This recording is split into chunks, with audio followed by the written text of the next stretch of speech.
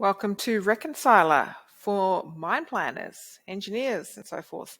I thought I'd just take an opportunity to run you through some of the modules within Reconcilor where you can actually see mind plans. An integral part of the mining process. If you're not following the plan, what are you doing? You don't build a house without following a plan. You should not be mining without following a plan. Within Reconcilor, we can import as many different mine plan types as you want, okay? And so this data set here, I've just got the 3 different mine plan types.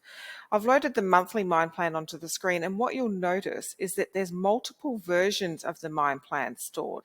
So every time we bring in a new monthly mine plan, and we know that they get generated on a regular basis, what we do is we actually allow you to activate a particular version for a particular time. And you can see that that is what this is representing here. So we've got one for February 2018, and it's been activated for 4 weeks in February before the March monthly plan comes in and actually is active for a period of 5 weeks.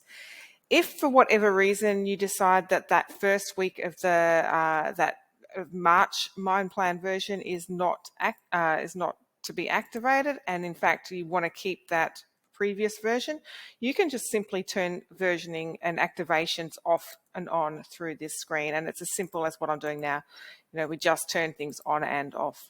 Now that's, as I said, that's for any mine plan type that you bring in, and we will store those. It is a versioning control, so that you can then compare any of your mine plans against any of the other data in Reconcilor. So now let's just go through to the trends screen, and I have preloaded it here.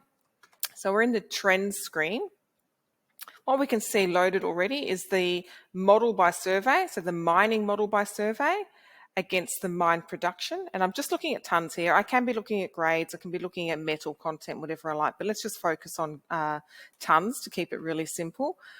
What we'll do is start to load some mine plans in, and you'll see here we've actually got quite a number of different options of different types of data that we can show on these charts. So let's stick with mine planning, and let's bring in the budget for the planned mining, because we want to be comparing the same type of data, and this is the mining data. We'll add that in down below. I'll apply that, and I'll just build it slowly for you so that you can see. Now I'm starting to compare my budget over a period of time that I've selected up in this filter. I don't have to be looking at time. I could be looking spatially. So I could be looking at a bench. I could be looking at blasts. As long as your mine plan has that detail, we can do those comparisons.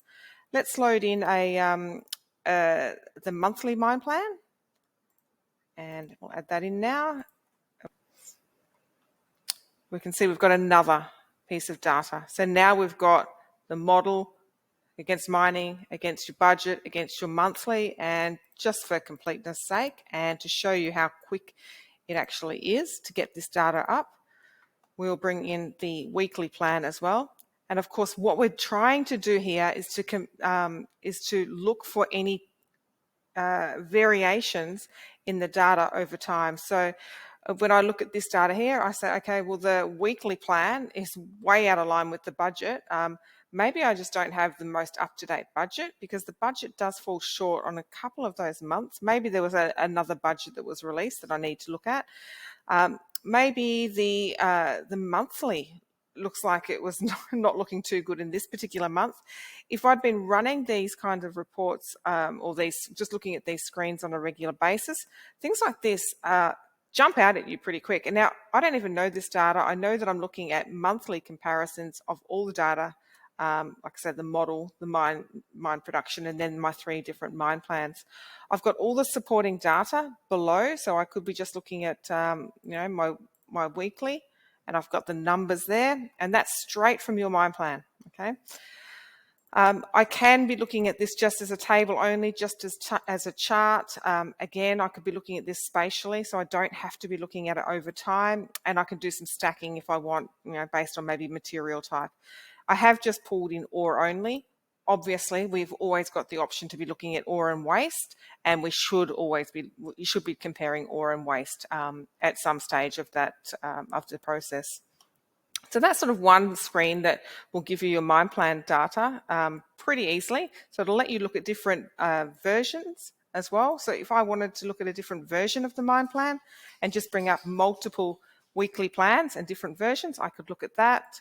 Same with the monthly mind plan. We've got all of the different versions there. So I can be looking at then, again, how well are these different versions comparing against my mind data? Think of the mining analysis as in everything from the source, so whether it's an underground or an open pit, and where is that material going to? The crusher feed is more about I'm at the crusher, where has the material come from that's being delivered to the crusher? So what we can see here is I've got a plan loaded. So I've got a weekly mine plan loaded for I've just picked out a week in March. I've chosen to look at the wet kilotons and a copper percent for my grade. And I haven't put any groupings on my direct feed or my stockpiling or my waste movements, but I absolutely can. So this is just a straight waterfall compared to what we plan to mine against what we actually mined. And so let's actually put some groupings on here now and say, I'm interested to know what my source benches were for my direct feed. And I could do the same thing for my stockpiling, but instead of, I'm going to choose my destination stockpile. So where did that material go to? And I'll just leave waste as a bulk value at the moment. Press apply. And there we go. So now we can start to see that grouping and seeing how well the mine plan compared to actual for each of those different groupings. Another screen that's really good to show the mine plan is the material movement screen, where you've got a bit of a visualization of what's happening on the mine. This can be customized for your site. This is just the generic version that comes out with the product. So we've got the mine production, the total numbers, and I've got a monthly plan loaded. And you can see these are just different data sets, okay? So if you click on any of these data sets, you'll get the underlying data for them. And I've just chosen a small data set. But I've got a haulage data set there, and I've called it haulage. I could call it dispatch. And I've got a monthly mine plan loaded. And let's add another data set, and we'll load the weekly plan. So we'll load that weekly plan there, and let's apply that. What you'll notice is name to dispatch, and we've now got a planned, and in fact, I probably should have called that the weekly. Gave me a default there. So this will now be called weekly, and I can compare my dispatch against my monthly plan and my weekly plan. And again, if I choose any of these data sets, I will get the underlying data from your mine plan. I hope this sort of shows you a little bit about what Reconcilor can do with your mine plans. And really, it does come alive when we've got mine plans in here. So it's not just about model reconciliation, it's about comparing to the plan as well. Thanks for your time.